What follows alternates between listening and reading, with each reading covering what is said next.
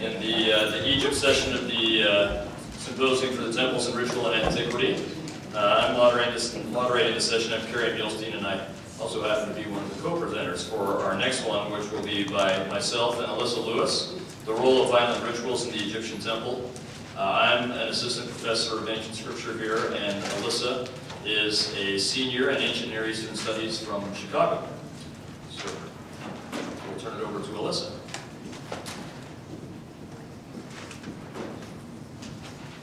Hello, thank you all for being here. As you said, I'm Alyssa Lewis, and I'm one of the co-presenters today.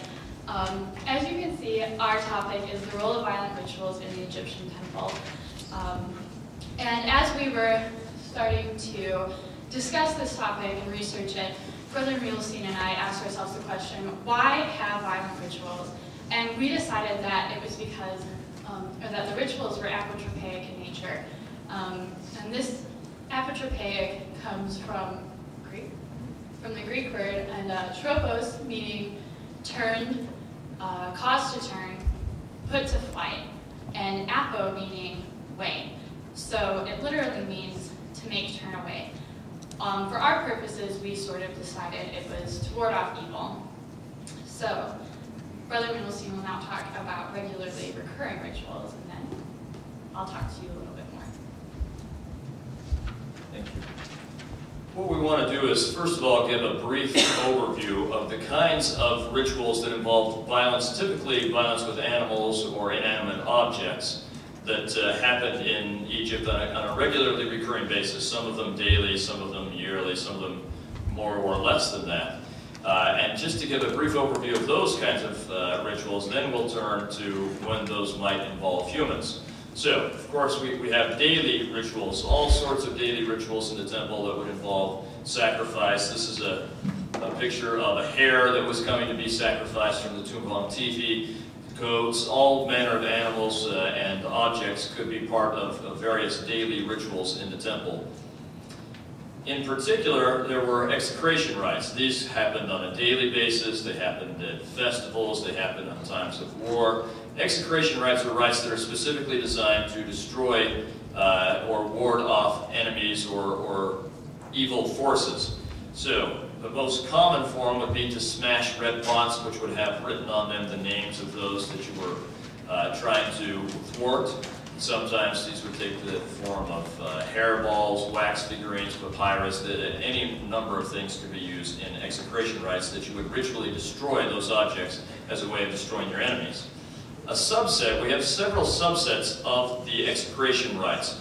Different kinds of rituals that were designed to thwart or ward off evil forces, and triumph processions was one of these. After having been successful in war, the Egyptians would often return home. Usually they're traveling on boats, and you can see here, we'll talk more about this later, but here's a prisoner hung from the boat as a celebration of triumph.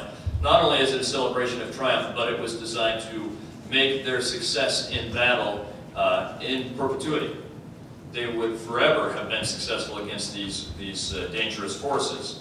There were also astral sacrifices that could be violent, and the Egyptians were keen on observing all sorts of astral happenings, and so you can see they're concerned with what goes on with the sun and all sorts of stars and planets, and so there would be sacrifices in association with various astral activities, the coming and going of Sothis and so on. There were all sorts of festivals besides that, and many of these festivals would involve violent rituals and violent aspects. We'll return to that more later.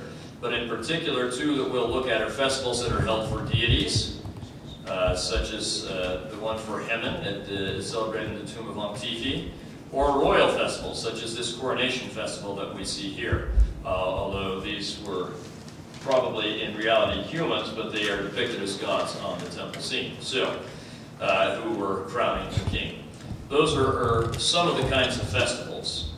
Now we turn to the question, if all of these festivals involved violence of one sort or another, and they did, when were humans, if they ever were, and we will contend that they were, when were humans the objects of that violence as opposed to animals or inanimate objects? We'll turn the time back to Alyssa.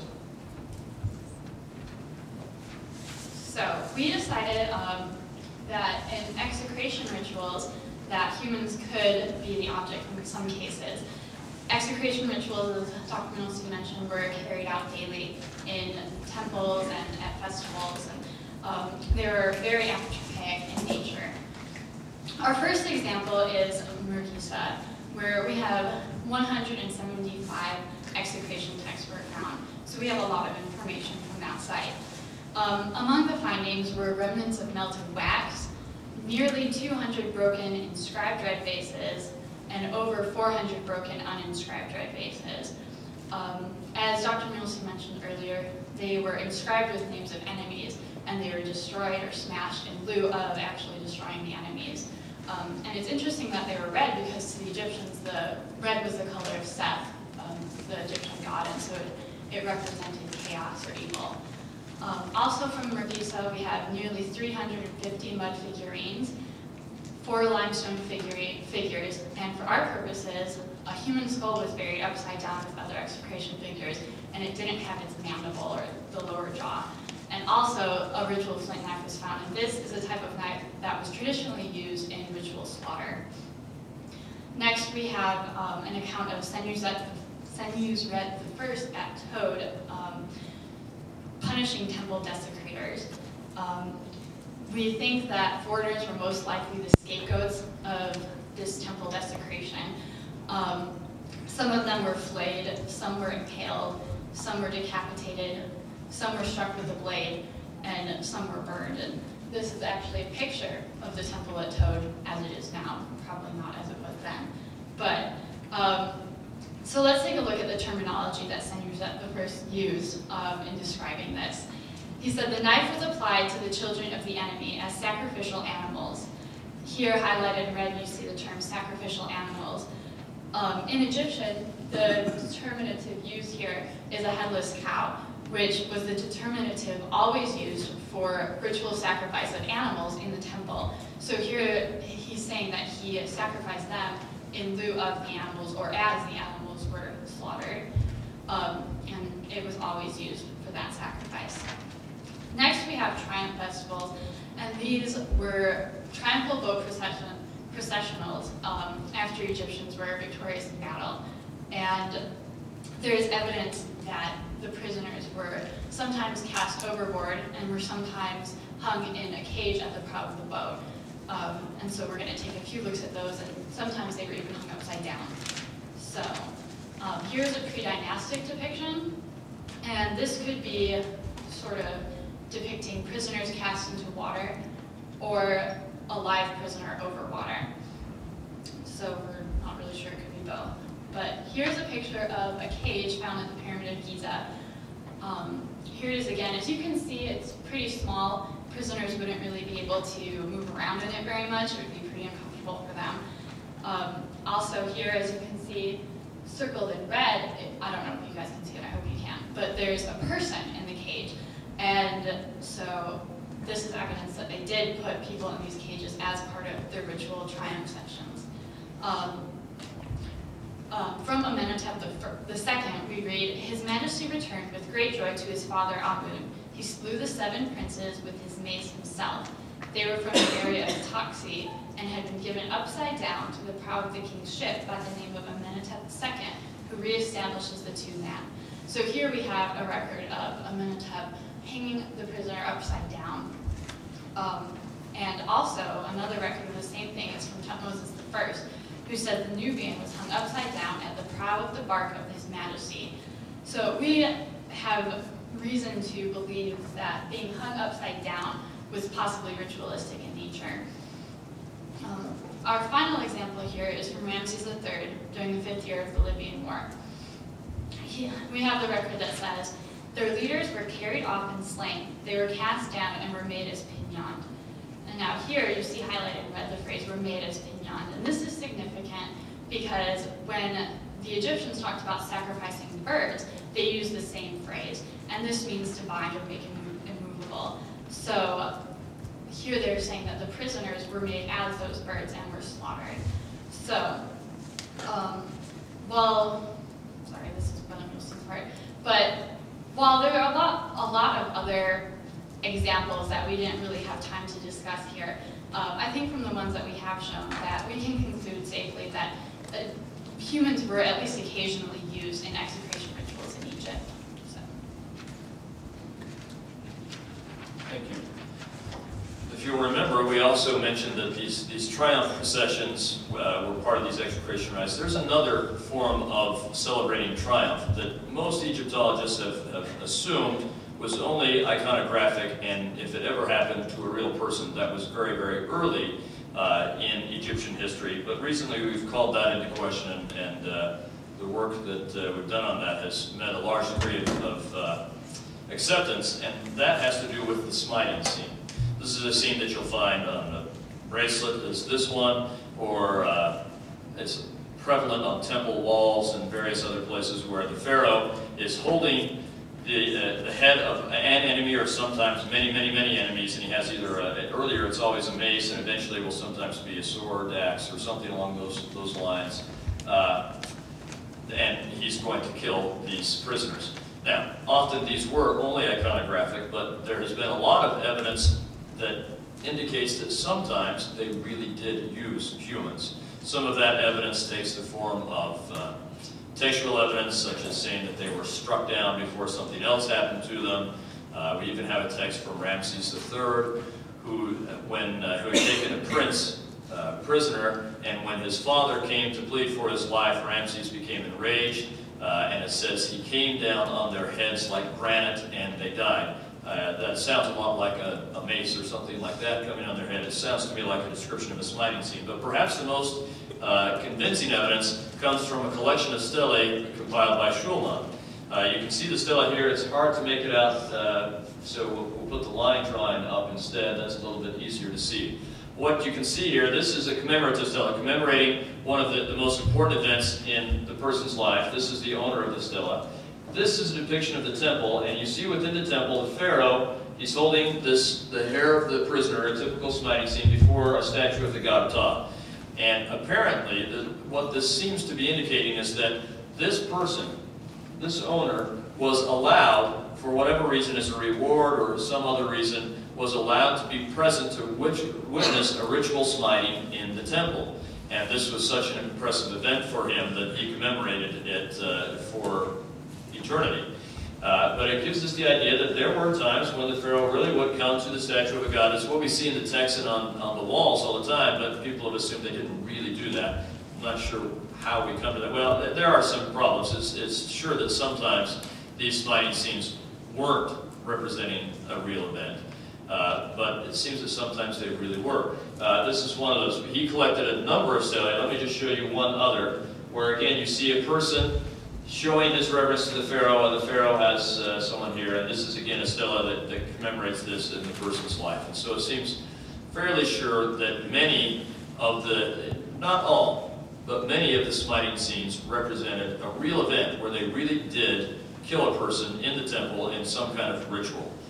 Again, it's not as important for us to be able to distinguish which ones were real and which ones were only iconographic, as it is to understand that some were real, that these violent rituals could be taken out on humans.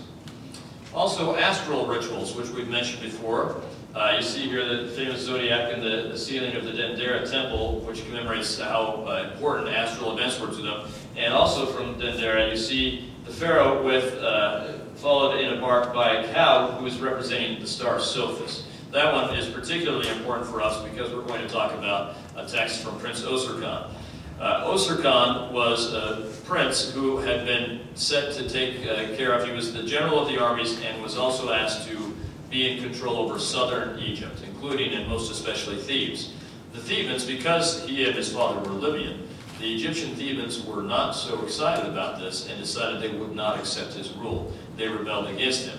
Thus, Osirkan engaged in a long, drawn-out war with them, and in the end, he was able to defeat them, and the leaders of the rebellion were corralled in the temple in Karnak. And he was able to actually get them. They all fled to a particular building. We think we know which building because he mentions burning the building down, and we found the building that was burned down during that time period in the temple of Karnak. In any case, he gets them all in this particular building. He's not very happy with them, and so this is what he says. They were brought to him immediately like a bunch of pinioned ones. And we've already heard that reference. This is a phrase that has to do with sacrifice. Then he struck them down for him, causing them to be carried like goats on the night of the feast of the evening sacrifice. So this is a daily sacrifice, an evening sacrifice. And in this case, the rebels became typically we think of the animals being substitutes for humans. In this case, the humans became substitutes for the animals, which were substitutes for humans. So it's an interesting circle. But in any case, we have them being part of the daily sacrifice. And then he says, like braziers at the going forth of Sothis. This is a burnt offering that was done as Sothis rises again. And so these humans were also used in that ritual. It seems fairly clear that that's what he's saying. It's hard to argue against that. Every man was burned with fire at the place of his crime. So there they seem to have been burned as part of these sacrifices. Interestingly, we also have this phrase, then he struck them down for him. And it has the knife determinative, which you can see here, meaning some kind of a blade was used in striking them down. I would argue that that's also evidence for smiting. Most likely, they weren't thrown on the braziers to be burned alive, or at least not fully well and alive, or they would try to get off. Instead, they seem to have been struck, I would guess, in a ritual smiting, and then sacrificed on the braziers like an animal would be in the evening sacrifice or at the going forth of Sothis. So we have some fairly strong evidence here that humans were used in all of these kinds of occasions. Let's also look at festivals. The going forth of Sothis was probably a festival, and by the end of Egyptian history, they had so many festivals that somewhere in Egypt, if we look at all the festivals we know of, probably about every other day, somewhere in Egypt, there was a serious religious festival going on, which is nice to be a festive people. One festival in particular we'll look at is the Khoiak festival. This was a festival that celebrated the resurrection of Osiris, really. After he had been killed by his brother, his sisters are able to bring him back to life, and this celebrates fertility of all kinds, and so usually they would plant seeds and water them, hoping that the grain would grow, and it would be a wonderful festival. Thanks to my colleague here, John Gee, he has noticed that the Khoiak festival, on a certain day, in the text that we have about the Khoiak festival from Karnak, it says that the great rite of execration was to be performed, which is very interesting. If we couple that, the other place that we learn a tremendous amount about the Khoiak festival is from some scenes in the Dendera chapel, which interestingly parallel facsimile 1 in the Book of Abraham. Those scenes are about the Khoiak festival, and yet the text of those scenes often talk about, especially on the same day, the same day of the Khoiak festival, which was, if I remember correctly, a 21-day festival. The day when you wrapped the corn mummy of Osiris was the same day, according to the Dendera text, was the same day that in the Abydos text was the execration rite was performed. And if we look at the scenes in the Dendera chapel when they wrapped the mummy of Osiris, there are a number of texts that say that enemies will be slaughtered, that they will be burned, carried to the slaughterhouse. Anyone who comes to endanger Osiris will be hacked up. And there's even God Sheshmu, who is the god of human sacrifice. And so it seems fairly clear that there were times that the execration rite was part of the Khoiak festival, and that there were times that this could have been humans. Dr. Gee has been doing some work on that recently. A very similar rite was the Festival of Kites. This is a festival of kites. Kites are two birds that the legend has it that when Osiris was killed, his two sisters turned into these two birds, the kites. And in the Festival of Kites, it's a festival done to bring Osiris back to life and to have regeneration in that way. And Isis is supposed to be impregnated by him there and give birth to Horus and so on. In the middle of this ritual, we have a text that describes the ritual. In the middle, it just stops describing all sorts of this kind of dialogue between Isis, Nephthys, and Osiris, and then it just stops and has one line. The great rite of protection to be performed in silence. And I would assume that rite of protection is a kind of execration rite to thwart off all evil forces. And so I think we have, again, this connection between recreation and ritual violence against humans. We also have festivals for deity. Most of those we don't know of anything going on with humans, but again, from the tomb of Antithi, you can see his tomb here, and he talks about the festival for Hemen in this tomb, and then he says, if anyone damages my tomb, instead of sacrificing the bull or the gazelle, sacrifice the person who desecrated my tomb.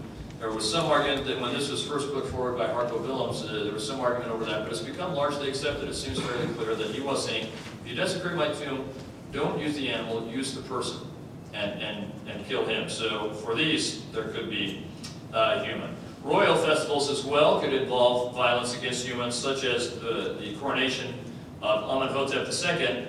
In his coronation festival, it was recorded he cut off the heads of their chiefs. He brought a group of chiefs, enemy chiefs together, and as part of his coronation, he cut their heads off, which would be a ritual setting and seems fairly violent to me. So, we are left in the end with the question, when might humans be the subjects of violent ritual? It seems that often, my bachelor's was in psychology, so I can't help the terminology. It seems often it might be a response to a certain stimulus. When a certain event happened, desecration of a tomb, something along those lines, desecration of the temple, then you would involve the humans in the sacrifice. So there may have been a regular program of human sacrifice during this period, but there seems to be much later when we get more into the classical period, what we call late period Egypt. But earlier, if there was a regular program, we can't find evidence for that, but certainly we find evidence for occasional sacrifices of humans. The real surprising thing that Alyssa and I found as we worked through this together, it really seems that every violent ritual in Egypt had the potential to involve humans. As we go through and find when they use objects or animals, it's difficult to find a kind of ritual that we don't have some evidence that a human was involved. And thus, anytime we find violent ritual in Egypt, we have to be aware that this may have also been violent towards humans. Thank you very much.